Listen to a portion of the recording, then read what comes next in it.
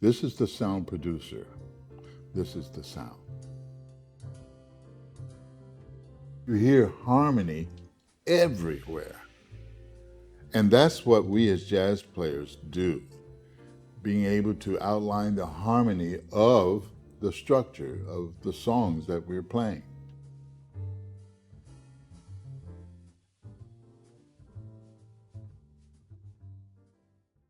My name is Rufus Reid, and I'm with Tonebase today, talking about what I do as a jazz bassist.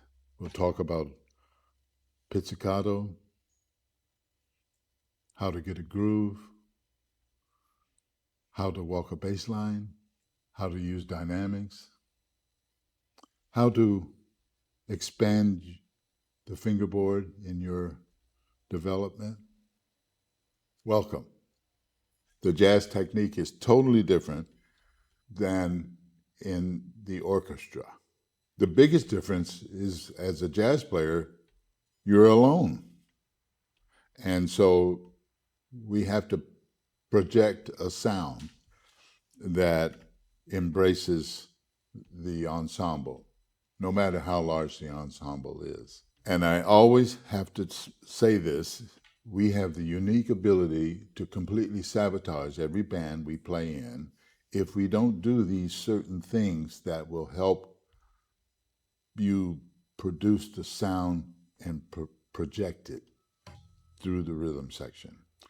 So, that being said, there's a technique with the right hand that I would like you to check out. With open strings, one finger. Try putting it on the A string, and I use my elbow a lot. It's a preparatory, and one, and one, and two, and three. If you notice, I can pull the string, but I'm not, you can feel the pulse. I'm not doing this, watch, which is just in the finger. The finger is only so strong. So if you couple that with the arm,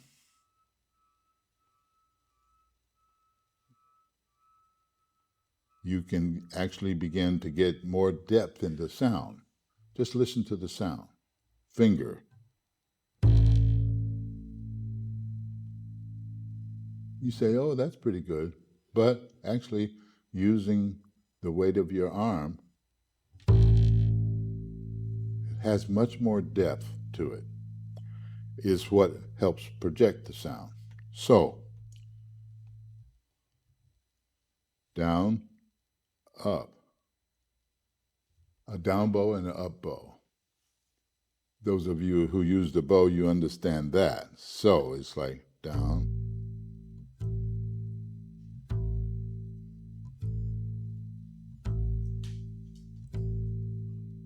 okay, now, G string, same thing.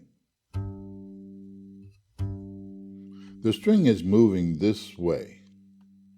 And so what I'd like you to do is, in slow motion, I'm coming on this side of the string and moving into the string so that you minimize, the string must stop before it starts again, but if you get it in this right motion, the sound, as opposed to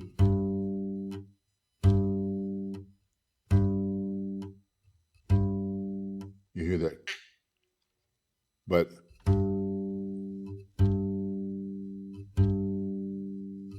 so you're pulling through. Now watch what the recoil is on the D string. So that shows you that you actually have the correct energy. So 1, 2, 3.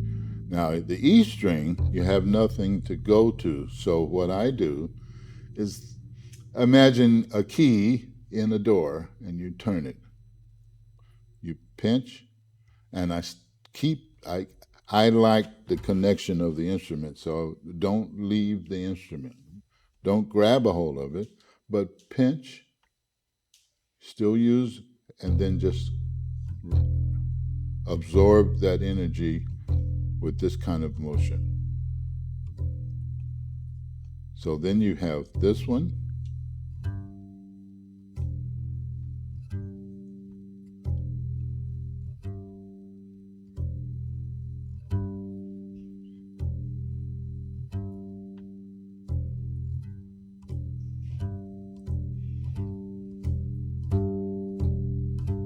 Now watch. Now I do this, if you have trouble reading, sometimes just reading rhythms with open strings is quite helpful, but get the sound. So I'm going to go A, D, G, D.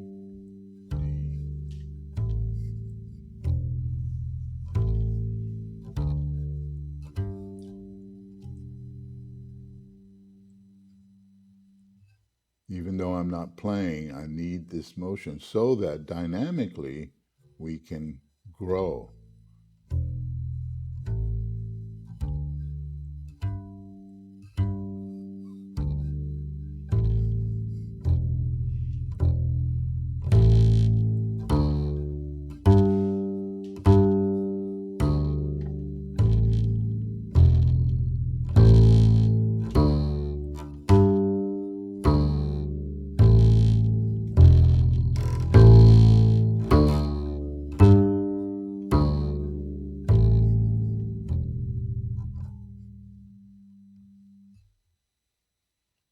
So you're in control of the dynamic range that you're producing.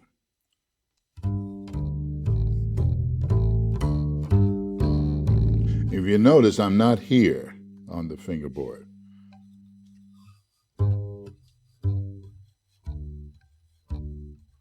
That might be what you might do. First time I played in an orchestra, I played a pizzicato like this, and the conductor had a fit. He couldn't believe it. I didn't know the difference. Now I do. But, so now you become natural, you become agile. Try to move. Look at the arm, not just the fingers.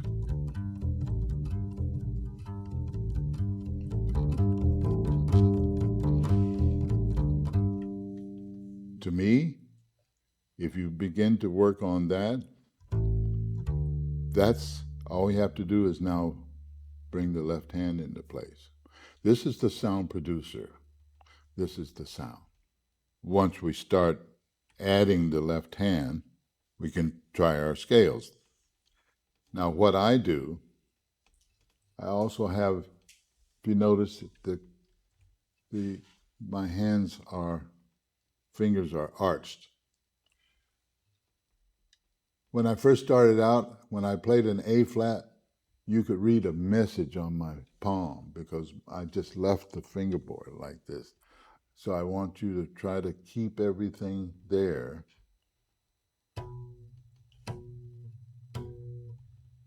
And what I do, instead of, my fingers are long enough to come over here, but now I can't move because I'm holding on to this string. And this string is twice as large as this string, and you're giving it less. So a way to remedy that is pivot the arm, keep the structure.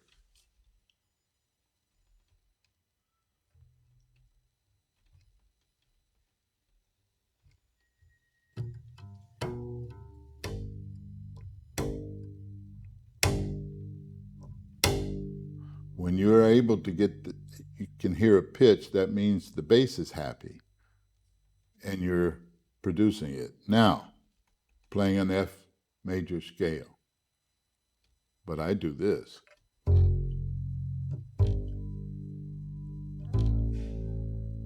Don't leave the G until you play the A.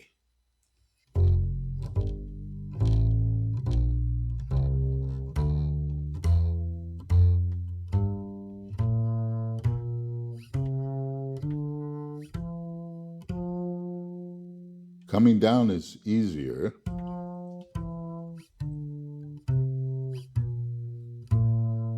pivot, pivot, pivot.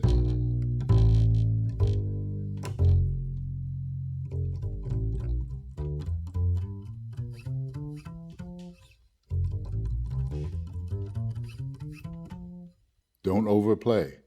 Learn what you're doing, and then you'll get better at it and you can make the sound more.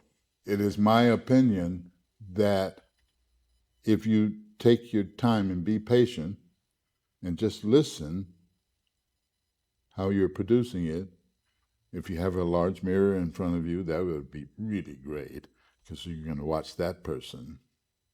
There's so much simultaneous things going on at the same time being a jazz player. And when I first started out, I was 18, and no one told me how important the piano was to music, period. But understanding harmony. I'm not a pianist, and you might be a pianist, but it's not about that. It's like understanding and being friends with the piano. Being friendly with the piano, to me, is very important, so that you can actually begin to understand what it is we as jazz bass players do. Those of you who understand about the Bach cello suites, Bach, there are no chords. There might be one or two double stops, maybe triple stops in the whole set, but you hear harmony everywhere. And that's what we as jazz players do, being able to outline the harmony of the structure of the songs that we're playing. Once we understand that structure, we can create our bass lines, which I suggest that you try to write down lines that actually flow in this manner, as opposed to, we have scales and arpeggios, and then you say, well, but that's all we have. There's nothing else. You can add rhythm, but basically what I do 99.99% is support the band with the harmony of the group.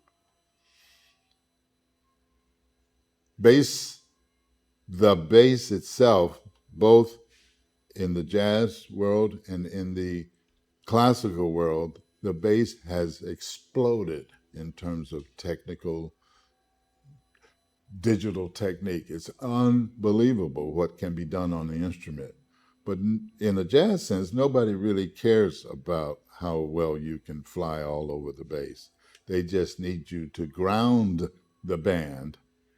And if you can solo on top of that, I'm happy for you. So, understanding the piano is a paramount. If you don't have a piano in your homes, maybe get a keyboard at least. I need you to understand, and believe it or not, the piano is an orchestra.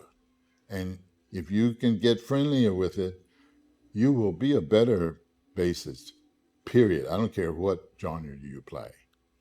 Okay, I played the scale. Let's play a F blues.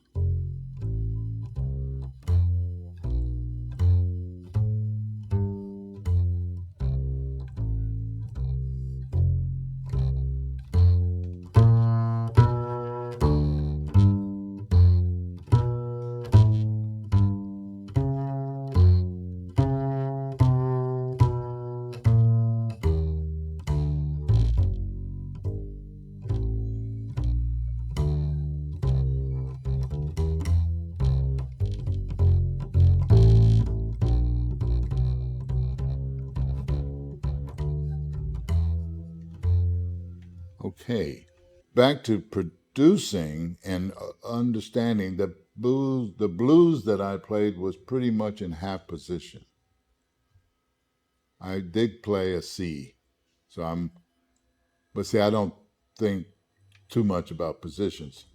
But what I'd like you to understand is I want you to use the entire fingerboard if you can.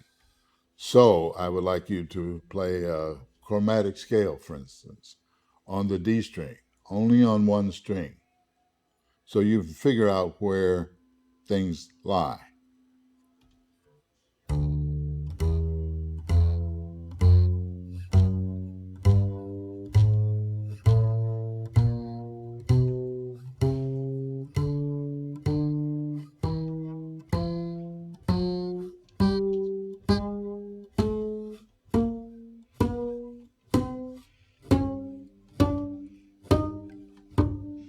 You can test yourself. Coming back.